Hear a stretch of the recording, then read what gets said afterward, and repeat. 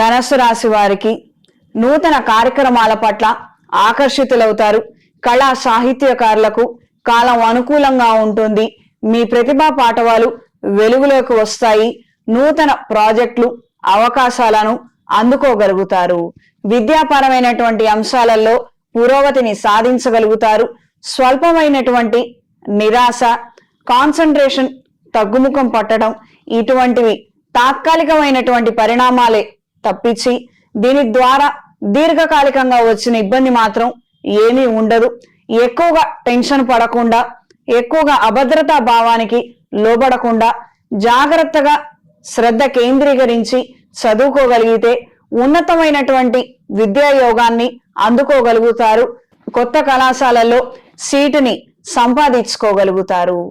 అనుకున్న విధి విధానంగా కొన్ని కార్యక్రమాలలో పురోగతిని తీసుకురాగలుగుతారు. సహోద్యోగులతో, సహోదర సహోదరీ వర్గంతో ఏర్పడుతున్నటువంటి అభిప్రాయ భేదాలను పరిష్కరించుకునే విధంగా మీ యొక్క చర్యలు, ఆలోచనలు ఉపయోగపడతాయి. ఇంప్లిమెంట్ చేయగలుగుతారు.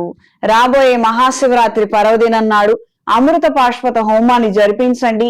శివపార్వతుల అనుగ్రహాన్ని పొందగలుగుతారు. ఇంట్లో వ్యాపార ప్రదేశాలలో అష్టమూలిక గుగ్గిలంతో ధూపం వేయండి. జనాకర్షణ, మనశ్శాంతి కలుగుతుంది. ఈ వారం స్త్రీలకు కొన్ని అనుకోని కొత్త అవకాశాలను దక్కించుకోగలుగుతారు.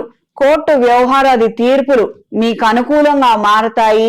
రాబోయే రోజుల్లో దీనికి సంబంధించినటువంటి మంచి పరిష్కారాన్ని, మంచి న్యాయాన్ని అందుకునే విధంగా మార్పులు ఏర్పడతాయి. మానసిక సంతోషానికి, ధైర్యానికి కారణమవుతుంది. నూతన ఉద్యోగము, నూతన విద్యాభ్యాసం కోసం చేసే ప్రయత్నాలు అనుకూలంగా ఉంటాయి.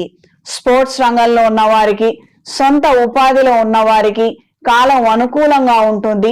కొత్త అవకాశాలను మీరు అందుకోగలుగుతారు. ఈ వారం ధనస్సు రాశి వారికి కలిసొచ్చే రంగు పసుపు, కలిసొచ్చే దిక్కు పడమర, కలిసొచ్చే సంఖ్య 8. ప్రతిరోజు రుణ విమోచక అంగారక స్తోత్రాన్ని పఠించండి.